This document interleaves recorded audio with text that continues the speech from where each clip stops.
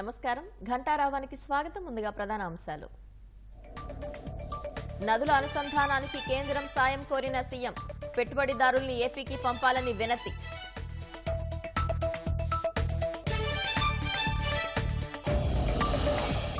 శాసనసభలో నేడు టిడ్కో గృహాలపై చర్చ, వివిధ శాఖలకు బడ్జెట్ కేటాయింపులపై ఆమోదం.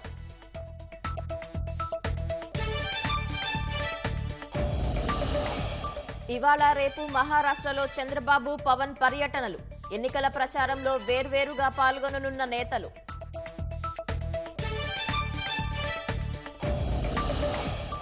ఎస్సీ వర్గీకరణపై ఏకసభ్య కమిషన్ ఏర్పాటు, 60 రోజుల్లో నివేదిక ఇవ్వాలన్న ప్రభుత్వం.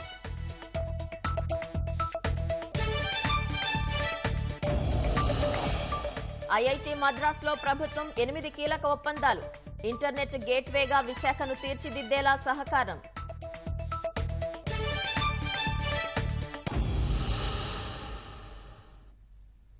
నేడు శాసనసభలో టిడ్కో గృహాలపై లఘు చర్చ జరగనుంది.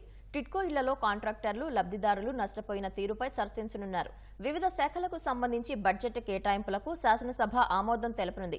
ఇటీవల కాలం చేసిన మాజీ శాసనసభ్యుల కుటుంబాలకు అసెంబ్లీ సంతాపం ప్రకటించనుంది.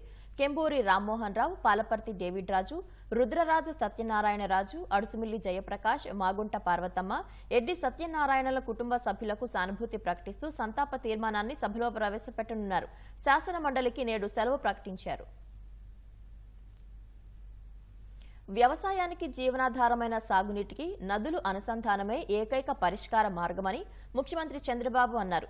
గోదావరి, కృష్ణా, పెన్నా నదుల అనుసంధానంతో రాష్ట్ర రూపురేఖలు మారిపోనున్నాయని, దీనికి కేంద్రం ఆర్థికంగా అండగా నిలబడాలని కేంద్ర మంత్రి నిర్మలా సీతారామన్ను ఆయన కోరారు. అలాగే దేశంలో పెట్టుబడులు పెట్టేందుకు వచ్చే విదేశీ సంస్థలను ఏపీకి పంపాలని జయశంకర్ను కలిసి చంద్రబాబు విజ్ఞప్తి చేశారు. శుక్రవారం సాయంత్రం ఢిల్లీకి వచ్చిన ముఖ్యమంత్రి చంద్రబాబు కేంద్ర మంత్రులతో భేటీ అయ్యారు. విమానాశ్రయం నుంచే నేరుగా వెళ్లి కేంద్ర ఆర్థిక మంత్రి నిర్మలా సీతారామన్తో సమావేశమయ్యారు. ఇటీవల కురిసిన భారీ వర్షాలకు అతలాకుతలమైన విజయవాడను ఆదుకునేందుకు రాష్ట్ర జీఎస్టీపై తాత్కాలికంగా 1% అదనపు సర్ఛార్జీని విధించేందుకు వెసులుబాటు కల్పించాలని విజ్ఞప్తి చేశారు. కేంద్రం ప్రతిష్టాత్మకంగా భావిస్తున్న నదుల అనుసంధానం ప్రాజెక్టును ఏపీలో ప్రారంభించేందుకు సిద్ధంగా ఉన్నామని, దీనివల్ల రాష్ట్ర రూపురేఖలే మారిపోనున్నాయని చంద్రబాబు అన్నారు. గోదావరి, కృష్ణా, పెన్నాలను అనుసంధానించి ఏపీని కరువు రహితంగా మారుస్తామని చంద్రబాబు వెల్లడించారు. ఉత్తరప్రదేశ్, మధ్యప్రదేశ్ రాష్ట్రాల మధ్య నదుల అనుసంధానానికి కేంద్రం సాయం చేస్తున్నట్లుగానే ఏపీకి సహకరించాలని నిర్మలాను కోరారు. ప్రస్తుతం పోలవరం ద్వారా గోదావరి నుంచి ప్రకాశం బ్యారేజీకి నీరు తెస్తున్నామని, అక్కడి నుంచి నాగార్జున సాగర్ కుడి కాలువలోకి ఎత్తిపోసి బనకచెర్ల మీదుగా రాయలసీమకు తీసుకువెళ్లాలన్నదే తమ లక్ష్యమన్నారు. 60,000 కోట్ల వరకు ఖర్చయ్యే ఈ ప్రాజెక్టుకు కేంద్రం సహకరించాలని చంద్రబాబు కోరగా నిర్మలా సీతారామన్ సానుకూలంగా స్పందించారని తెలుగుదేశం పార్లమెంటరీ పార్టీ నేత లావు శ్రీకృష్ణదేవరాయలు తెలిపారు. ఫైనాన్స్ మినిస్టర్ గారు నిర్మలా సీతారామన్ గారితో ముఖ్యమంత్రి చంద్రబాబు నాయుడు గారు కలవడం జరిగింది. ఏదైతే మొన్న ఫ్లడ్స్ వచ్చినాయో, వరదల వల్ల ముఖ్యంగా విజయవాడ పట్టణం మొత్తం కూడా అన్ని విధాలుగా కూడా చిన్నాభిన్నం అవడం జరిగిందో, చాలా మందికి లక్షల్లో ఆస్తి నష్టం అనేది జరగడం జరిగింది. దాన్ని ఎదుర్కోవటానికి, దాన్ని అధిగమించడానికి ముఖ్యమంత్రి గారు ఏదైతే జీఎస్టీ ఉందో దానిపైన 1% సర్ఛార్జ్ కోరటం జరిగింది. రెండవది, అతి ముఖ్యమైనది, గోదావరి పెన్నా ఇంటర్లింకింగ్ ప్రాజెక్ట్ ఏదైతే ఉందో, పోలవరం పూర్తయితే ఆ నీటిని మనం పెన్నా దాకా తీసుకొచ్చేదానికి అన్ని ప్రణాళికలు కూడా చేయడం జరుగుతూ ఉంది. అయితే దానికి కేంద్రం వైపు నుంచి సహాయ సహకారాలు అందించమని చెప్పి కోరటం జరిగింది. ఏదైతే కెన్ బిట్వా మధ్యప్రదేశ్ ఆ ప్రాంతాల్లో చేస్తూ ఉన్నారో, అదేవిధంగా ఆంధ్ర రాష్ట్రంలో కూడా కేంద్రం వైపు నుంచి సహాయ సహకారాలు అందించాలని చెప్పి కేంద్ర మంత్రి నిర్మలా సీతారామన్ గారిని ముఖ్యమంత్రి గారు కోరడం జరిగింది. అనంతరం మరో కేంద్ర మంత్రి జయశంకర్ తోనూ చంద్రబాబు భేటీ అయ్యారు. అమెరికాలో కొత్త ప్రభుత్వం ఏర్పాటు ప్రభావం దేశంపై ఏ విధంగా ఉండబోతుందని చర్చించారు. రాజధాని అమరావతి నిర్మాణంలో సింగపూర్ ప్రభుత్వాన్ని భాగస్వామిగా చేయాలని కోరారు. దేశంలో పెట్టుబడి పెట్టేందుకు ముందుకొచ్చే సంస్థలను ముందుగా ఏపీకి తీసుకురావాలని చంద్రబాబు కోరినట్లు శ్రీకృష్ణదేవరాయలు వెల్లడించారు. కేంద్ర మంత్రి గారితో కూడా ముఖ్యమంత్రి గారు కలవడం జరిగింది. ఏ విధమైన ఇన్వెస్ట్మెంట్ వైపు నుంచి కానీ ఇంట్రెస్ట్ చూపించేవారు ఎవరు వచ్చినా కానీ దయచేసి ఆంధ్ర రాష్ట్రాన్ని చూపించండి. ఎందుకంటే ఈజ్ ఆఫ్ డూయింగ్ బిజినెస్ కాదు, స్పీడ్ ఆఫ్ డూయింగ్ బిజినెస్ అనేది మేము తీసుకున్నాము ఆంధ్ర రాష్ట్రంలో. ఇప్పుడు ఎగ్జిక్యూట్ చేసి చూపించే సత్తువ మాకుంది, చేసి చూపిస్తాం. ఏ డెలిగేషన్ వచ్చినా కానీ, ఏ దేశం వాళ్ళు వచ్చినా ఇన్వెస్ట్ చేయడానికి తప్పకుండా మా వైపు మళ్లించండి అని చెప్పి కోరటం జరిగింది. దీంతో పాటుగా సింగపూర్కి సంబంధించి ఏదైతే అమరావతిలో వారిని భాగస్వామ్యం చేయటం జరిగిందో దాన్ని పునరుద్ధరించమని చెప్పి కోరటం జరిగింది. ఆ భాగస్వామ్యాన్ని ముందుకు తీసుకెళ్లే విధంగా దానిపైన దృష్టి పెట్టాలని చెప్పి కూడా జయశంకర్ గారిని కోరటం జరిగింది. దాని గురించి కూడా ఆయన సానుకూలంగా స్పందించారు. ముఖ్యమంత్రి చంద్రబాబు నేడు రేపు మహారాష్ట్రలో ఎన్డీఏ తరపున ఎన్నికల ప్రచారంలో పాల్గొననున్నారు. తొలుత ఢిల్లీలో ఆంగ్ల పత్రిక హిందుస్థాన్ టైమ్స్ నిర్వహిస్తున్న లీడర్షిప్ సమ్మిట్లో పాల్గొననున్న సీఎం మధ్యాహ్నం ముంబై వెళ్లనున్నారు. 2 రోజుల పాటు మహారాష్ట్రలో ఎన్డీఏ అభ్యర్థుల తరపున చంద్రబాబు ఎన్నికల ప్రచారం చేయనున్నారు. నేడు థానే, భివండి ప్రాంతాల్లో చంద్రబాబు ప్రచారంలో పాల్గొంటారు. రాత్రికి ముంబైలోనే చంద్రబాబు బస చేయనున్నారు. ఆదివారం కోలివాడ, వర్లి, ముంబై నగరంలో చంద్రబాబు ఎన్నికల ప్రచారం సాగనుంది.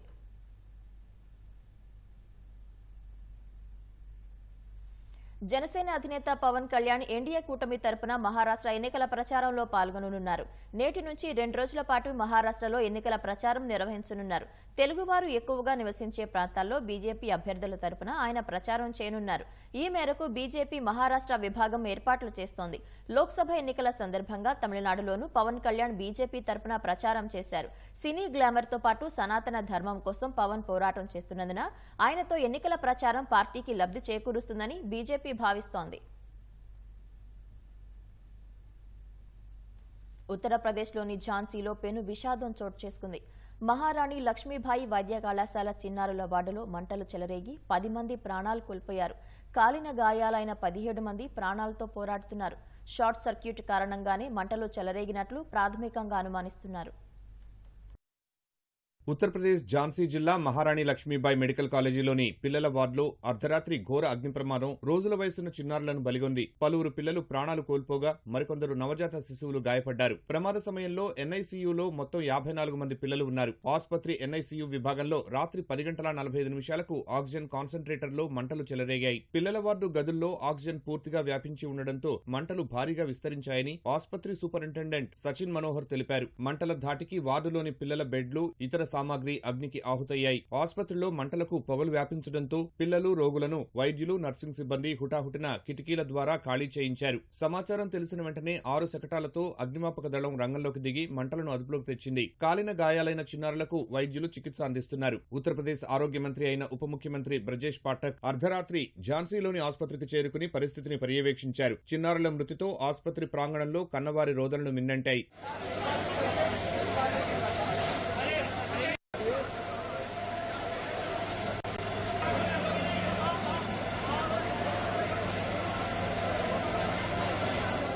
ఈ ఘటనపై యూపీ ముఖ్యమంత్రి యోగి ఆదిత్యనాథ్ తీవ్ర దిగ్భ్రాంతి వ్యక్తం చేశారు. గాయపడ్డ వారికి మెరుగైన చికిత్స అందించాలని అధికారులను ఆదేశించారు. ప్రమాదంపై 12 గంటల్లోగా నివేదిక ఇవ్వాలని ఝాన్సీ డివిజనల్ కమిషనర్, డీఐజీలను ఆదేశించారు. షార్ట్ సర్క్యూట్ కారణంగానే మంటలు చెలరేగాయని ప్రాథమికంగా భావిస్తున్నట్లు జిల్లా కలెక్టర్ అవినాష్ కుమార్ చెప్పారు.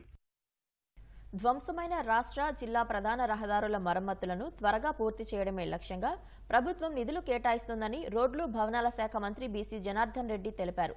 సంక్రాంతి నాటికి గుంతల రహిత రహదారులే లక్ష్యంగా మరమ్మతులు వేగవంతం చేసేందుకు 3 జీవోలను విడుదల చేసినట్లు ఆయన వివరించారు. వేగంగా రోడ్ల మరమ్మతు పూర్తి చేయడానికి 7 రోజుల వ్యవధిలో షార్ట్ టర్మ్ టెండర్లు పిలుస్తున్నట్లు వెల్లడించారు. రోడ్ల మరమ్మతులు, ఇతర పనులకు ఇప్పటికే 210 కోట్లు కేటాయించామని చెప్పారు. మొత్తం 1839 పనుల్లో 687 మైనర్ మరమ్మతులు, 473 తీవ్రమైన గుంతలు, 679 ముళ్ల కంచెలకు సంబంధించిన పనులు ఉన్నాయన్నారు. ఈ పనులను 3 దశల్లో చేపట్టడానికి ప్రతిపాదించినట్లు మంత్రి జనార్దన్ రెడ్డి చెప్పారు. రాజధాని అమరావతిని అంతర్జాతీయ నగరంగా తీర్చిదిద్దే దిశగా రాష్ట్ర ప్రభుత్వం మరో కీలక ముందడుగు వేసింది. అమరావతితో పాటు రాష్ట్రంలోని వివిధ విభాగాల్లో తమ వంతు సహకారం అందించేలా ప్రతిష్టాత్మక ఐఐటీ మద్రాస్తో 8 ఒప్పందాలు కుదుర్చుకుంది. వీటిలో అంతర్జాతీయ స్థాయి సదుపాయాలతో smart tech enabled sports city ఏర్పాటుతో పాటు ఇంటర్నెట్ గేట్వేగా విశాఖను తీర్చిదిద్దటం వంటి కీలక అంశాలు ఉన్నాయి. ఐఐటీ మద్రాస్ ప్రతినిధులు ఆర్టీజీఎస్ కేంద్రాన్ని సందర్శించిన అనంతరం ముఖ్యమంత్రి చంద్రబాబు, మంత్రి నారా లోకేష్లతో విడివిడిగా సమావేశమయ్యారు. రాష్ట్రంలో పరివర్తనాత్మక సహకారంపై సీఎం చంద్రబాబుతో IIT Madras director professor Veezhinathan Kamakoti నేతృత్వంలోని బృందం సమావేశమై చర్చించింది. అనంతరం మంత్రి నారా లోకేష్ సమక్షంలో ఐఐటిఎం, రాష్ట్ర ప్రభుత్వం 8 విభాగాల మధ్య కీలక ఒప్పందాలు జరిగాయి. పాలనలో విప్లవాత్మక మార్పులు, సంస్కరణల కోసం ఈ ఒప్పందాలు కుదుర్చుకుంది. వివిధ శాఖలతో వినూత్నమైన ప్రణాళికల అమలుకు దోహదపడేలా ఈ అవగాహన ఒప్పందాలు కుదిరాయి. రాజధాని అమరావతిలో అంతర్జాతీయ సదుపాయాలతో smart tech enabled sports city నిర్మాణానికి సాంకేతిక సలహాలు పొందేందుకు రాష్ట్ర క్రీడల శాఖ ఐఐటి మద్రాస్ తో ఒప్పందం కుదుర్చుకుంది. ఇక్కడ ప్రపంచ స్థాయి స్పోర్ట్స్ సిటీ నిర్మాణానికి ఈ ఒప్పందం ఉపయోగపడనుంది. అంతర్జాతీయ డీప్ టెక్ పరిశోధన, డిజైన్, ఇన్నోవేషన్, ఇంక్యుబేషన్ పార్కు ఏర్పాటులో సాంకేతిక సలహా కోసం సిఆర్డీఏ సంస్థ ఒప్పందం చేసుకుంది. ఫిజికల్, వర్చువల్ పద్ధతుల్లో ఈ సంస్థ ప్రభుత్వంతో కలిసి పనిచేయనుంది. అంతర్జాతీయంగా అందుబాటులో ఉన్న అధునాతన సాంకేతికతను ఉపయోగించి విశాఖ మహానగరాన్ని ఇంటర్నెట్ గేట్వేగా అభివృద్ధి చేయడానికి ఐటీ శాఖ మరో ఒప్పందం కుదుర్చుకుంది. ఫలితంగా రాష్ట్రంలో అంతర్జాతీయ డేటా కనెక్టివిటీ మెరుగవ్వనుంది. వీటితో పాటు పరిశ్రమల అవసరాలకు అనుగుణంగా గ్రాడ్యుయేట్, అండర్ గ్రాడ్యుయేట్ విద్యార్థులకు శిక్షణ, అత్యాధునిక పరిశోధనలు, ప్రజలకు ప్రయోజనం చేకూర్చే సామాజిక కార్యకలాపాల్లో రాష్ట్ర ప్రభుత్వంతో కలిసి పనిచేయాలని ఐఐటిఎం నిర్ణయించింది. పరిశ్రమల అవసరాలకు అనుగుణంగా అధునాతన సాంకేతిక శిక్షణ ఇచ్చేలా విద్యాశాఖతో ఒప్పందం కుదిరింది. ఐఐటి మద్రాస్ ప్రవర్తక్ విద్యాశక్తి ద్వారా ఏపీలో ప్రాథమిక, ఉన్నత పాఠశాల, ఇంటర్మీడియట్ విద్యార్థులు, ఉపాధ్యాయులకు ఐఐటిఎం సాంకేతిక శిక్షణ ఇస్తుంది. పెట్టుబడులు, మౌలిక సదుపాయాల శాఖ విమానాశ్రయాల్ని లాజిస్టిక్స్ లేదా మెయింటెనెన్స్ హబ్లుగా మార్చే లక్ష్యంతో ఒప్పందం చేసుకుంది. ప్రధానంగా కుప్పం, పుట్టపర్తి విమానాశ్రయాలపై దృష్టి సారించడం, ఆయా ప్రాంతాల్లో వ్యాపార అవకాశాల్ని గుర్తించి అభివృద్ధి చేయడమే ముఖ్య ఉద్దేశ్యం.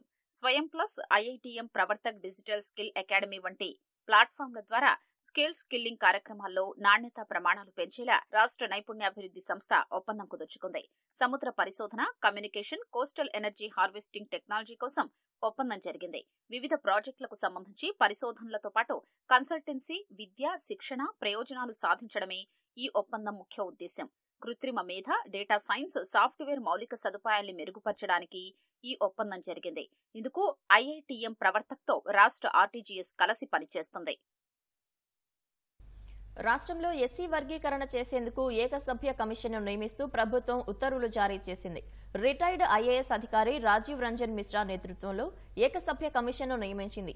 ఎస్సీ వర్గీకరణకు అనుకూలంగా సుప్రీంకోర్టు ఇటీవలే తీర్పు ఇచ్చింది.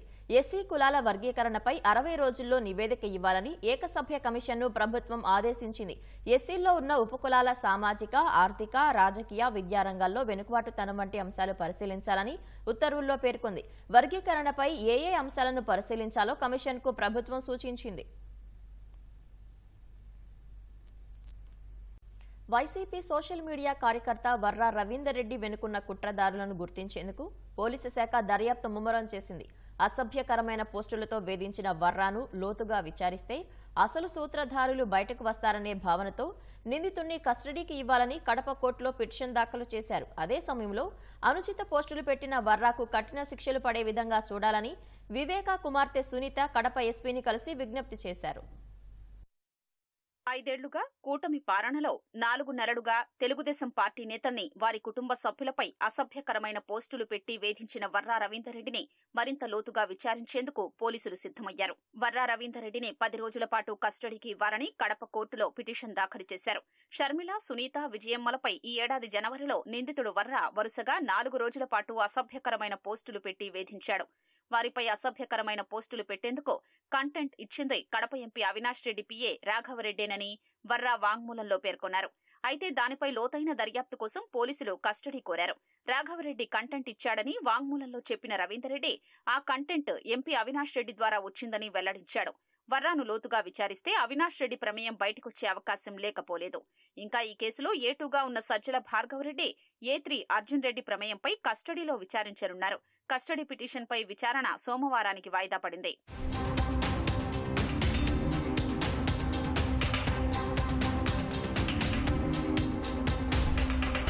వైసీపీ సోషల్ మీడియా కార్యకర్త వర్రా రవీందర్ రెడ్డిని కర్నూలు జిల్లా పత్తికొండ జూనియర్ సివిల్ కోర్టులో హాజరుపరిచారు. CM Chandrababu, deputy CM Pawan Kalyan, మంత్రులు లోకేష్, అనిత సహా వైఎస్ షర్మిలపై సామాజిక మాధ్యమాల్లో అసభ్య పోస్టులు పెడుతున్నారని, బాధ్యులపై తగిన చర్యలు తీసుకోవాలని ఎమ్మిగనూరు రూరల్ పిఎస్లో బోడబండ వాసి హరిచౌదరి ఫిర్యాదు చేశారు. ఈ కేసులో వర్రాను కడప నుంచి పత్తికొండకు తీసుకొచ్చి జూనియర్ సివిల్ జడ్జి ఎదుట హాజరుపరిచారు. ఈ నెల 28 వరకు న్యాయమూర్తి రిమాండ్ విధించారు. ఇప్పటికే కడప రిమాండ్లో ఉన్నందున వర్రా రవీందర్ రెడ్డిని తిరిగి అక్కడికే తరలించారు. పరారీలో ఉన్న అవినాష్ రెడ్డి పిఏ రాఘవరెడ్డి కడప కోర్టులో ముందస్తు బెయిల్ పిటిషన్ దాఖలు చేశారు. విచారణ సోమవారానికి వాయిదా పడింది. వివేకా కుమార్తె సునీత కడప ఎస్పీ విద్యాసాగర్ ను కలిసి వర్రా రవీందర్ రెడ్డి అనే వ్యక్తి తమపై పెట్టిన అసభ్యకరమైన పోస్టుల అంశంపై చర్చించారు. వర్రాపై సైబరాబాద్, హైదరాబాద్ లో తమ ఫిర్యాదుల మేరకు కేసులు నమోదయ్యాయన్నారు. కఠిన శిక్షలు పడే విధంగా చర్యలు తీసుకోవాలని ఎస్పీని విజ్ఞప్తి చేశారు. వివేకా హత్య కేసు విషయంపైన ఎస్పీ విద్యాసాగర్ తో ఆమె చర్చించినట్లు సమాచారం. ఆక్రమణదారుల చేతుల్లో చిక్కుకొని 15 ఏళ్లుగా న్యాయ వివాదంలో ఉండిపోయిన సింహాచలం దేవస్థానానికి చెందిన 650 కోట్ల విలువైన భూమి హైకోర్టు తీర్పుతో తిరిగి దేవస్థానానికి దక్కింది. విశాఖ జిల్లా ఆనందపురం మండలం గంగసాని అగ్రహారంలో సింహాచలం దేవస్థానం అనుబంధ ఆలయమైన కాశీ విశ్వేశ్వర స్వామి కోవెలకు 99.20 ఎకరాల భూమి ఉంది. దాతల ద్వారా సంక్రమించిన ఈ భూమి ఏళ్లుగా ఆక్రమణదారుల చేతుల్లో ఉందని ఈవో వేండ్ర త్రినాథరావు తెలిపారు. 2009లో ఎండోమెంట్ కోర్టులో దేవస్థానం దావా వేయగా మరుసటి ఏడాది దేవస్థానానికి అనుకూలంగా తీర్పు వచ్చింది. ఆ తీర్పుని వ్యతిరేకిస్తూ ఆక్రమణదారులు 2010లో హైకోర్టును ఆశ్రయించారన్నారు. 14 ఏళ్ల విచారణ అనంతరం హైకోర్టు ఈ నెల 5న ఆక్రమణదారులు వేసిన రిట్ను కొట్టేసిందని వెల్లడించారు. దేవాదాయ శాఖ అధికారులు ఆక్రమిత భూమిని శుక్రవారం స్వాధీనం చేసుకున్నామన్నారు. భూమిలో జీడి, మామిడి, కొబ్బరి, టేకు తోటలు ఉన్నాయని వాటి ఫల ఉత్పత్తిని వేలం వేసి దేవస్థానానికి ఆదాయం వచ్చేలా చర్యలు తీసుకుంటామని ఈవో వివరించారు. దేవస్థానం లక్ష్మీనరసింహస్వామి వారి తూర్పు రాజగోపురం ఎదురుగా ఉన్న శివాలయం ఏదైతే కాశీ విశ్వేశ్వర స్వామి దేవస్థానం ఉందో ఈ దేవస్థానానికి ఆనందపురం మండలం గంగసాని అగ్రహారంలో సర్వే నెంబర్ 3/1 అలాగే 3/4లో 99 ఎకరాల 20 సెంట్లు ఆక్రమణలో ఉండడం వల్ల దాన్ని ఎండోమెంట్ ట్రిబ్యునల్లో 2009లో ఎండోమెంట్ ట్రిబ్యునల్ కేసు ఫైల్ చేయడం జరిగిందండి. అది 2010లో దేవస్థానానికి అనుకూలంగా ఎండోమెంట్ ట్రిబ్యునల్ తీర్పు ఇవ్వడం జరిగింది. దాన్ని వ్యతిరేకిస్తూ ఎవరైతే ఎన్క్రోచర్ ఉన్నారో వారు 2010లో హైకోర్టులో WP ఫైల్ చేయడం జరిగింది. అది వాదోపవాదాలు అన్నీ జరిగిన తర్వాత రికార్డ్స్ అన్ని పరిశీలించి హైకోర్టు వారు దేవస్థానానికి అనుకూలంగా తీర్పు ఈ నెల 5/11/2024 తీర్పు ఇవ్వడం జరిగిందండి. దాన్ని బేస్ చేసుకుని మా సిబ్బంది అలాగే అందరం వెళ్ళి దేవస్థానం భూమికి సంబంధించిన 4 వైపులు మనం పరిశీలించి బోర్డులు ఇది దేవస్థానానికి చెందిన భూమి, దీన్ని ఎవరైనా ఆక్రమించినట్టయితే శిక్షార్హులు అని చెప్పేసి ఒక బోర్డులు కూడా మనం అక్కడ ఎరెక్షన్ చేయడం జరిగిందండి. డాక్టర్ బిఆర్ అంబేద్కర్ కోనసీమ జిల్లా ముక్తేశ్వరం గోదావరి రేవు కోటిపల్లి మధ్య పంటు ప్రయాణాలు తిరిగి ప్రారంభమయ్యాయి. కార్తీక మాసం కావడంతో పంచారామ క్షేత్రమైన కోటిపల్లి భీమేశ్వర స్వామి ఆలయానికి పంటు ప్రయాణాలు చేసి భక్తులు చేరుకుంటున్నారు. కోనసీమ నుంచి అమలాపురం, పి గన్నవరం, రాజోలు, ముమ్మిడివరం ప్రాంతాల నుంచి రేవు దాటి భక్తులు కోటిపల్లికి వస్తున్నారు. గోదావరి నదిలో వరద ఉధృతి ఎక్కువగా ఉండటం వల్ల 2 నెలలుగా పంటు ప్రయాణాలు నిలిచిపోయాయి. ఇప్పుడు వరద కాస్త తగ్గుముఖం పట్టడంతో ప్రయాణాలు తిరిగి ప్రారంభమయ్యాయి. కాకినాడ జిల్లాకు ముక్తేశ్వరం రేవు దాటి వెళ్తే ప్రయాణ సమయం కలిసి వస్తుందని ప్రజలు ఈ గోదావరి మార్గంలో ప్రయాణాలు చేస్తుంటారు.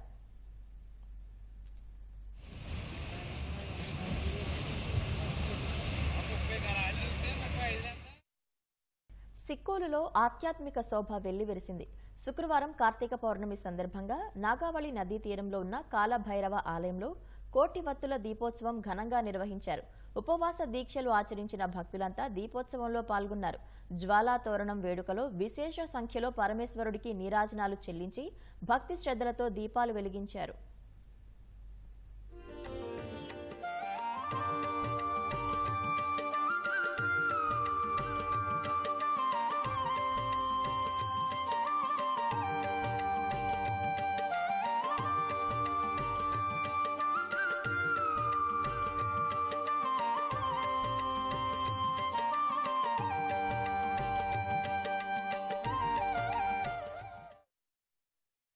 తిరుమల శ్రీవారి లడ్డూ ప్రసాదంలో కల్తీ నెయ్యి వినియోగంపై క్షేత్రస్థాయిలో దర్యాప్తునకు సిట్ బృందం సిద్ధమైంది. 5 సభ్యులతో ప్రత్యేక దర్యాప్తు బృందాన్ని ఏర్పాటు చేయగా తాజాగా బృందానికి సహాయ సహకారాలు అందించేందుకు మరో 30 మంది అధికారులను తీసుకున్నారు. దర్యాప్తును పూర్తిగా తిరుపతి నుంచి చేపట్టేందుకు అనుగుణంగా కార్యాలయాన్ని ఏర్పాటు చేసేందుకు అవసరమైన అతిథి గృహాన్ని కేటాయించాల్సిందిగా టీటీడీని కోరారు.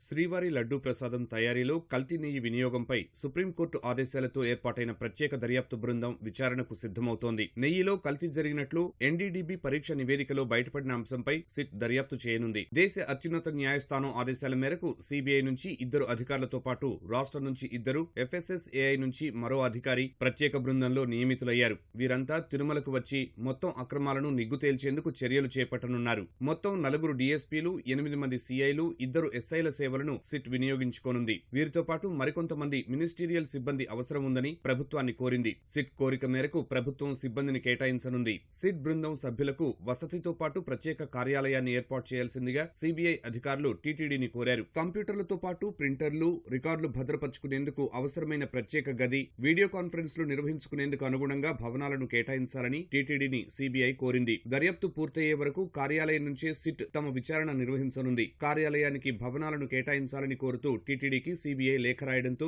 అధికారులు కార్యాలయ ఏర్పాటుకు చర్యలు చేపట్టారు. మొత్తంగా సిట్ అధికారులు త్వరలోనే పూర్తి స్థాయిలో రంగంలోకి దిగేందుకు సిద్ధమయ్యారు. 3 దేశాల పర్యటనలో భాగంగా ప్రధానమంత్రి నరేంద్ర మోదీ నేడు నైజీరియా బయలుదేరనున్నారు. అధ్యక్షుడు బోలా అహ్మద్ టినుబు ఆహ్వానం మేరకు నైజీరియాలో నేడు, రేపు మోదీ పర్యటిస్తారు. గత 17 ఏళ్లలో భారత ప్రధాని నైజీరియాలో పర్యటించడం ఇదే తొలిసారి. తర్వాత 2 రోజులు బ్రెజిల్లో పర్యటించనున్న ప్రధాని రియో డి జెనిరోలో జరిగే G20 సదస్సులో పాల్గొంటారని విదేశాంగ శాఖ ప్రకటన విడుదల చేసింది.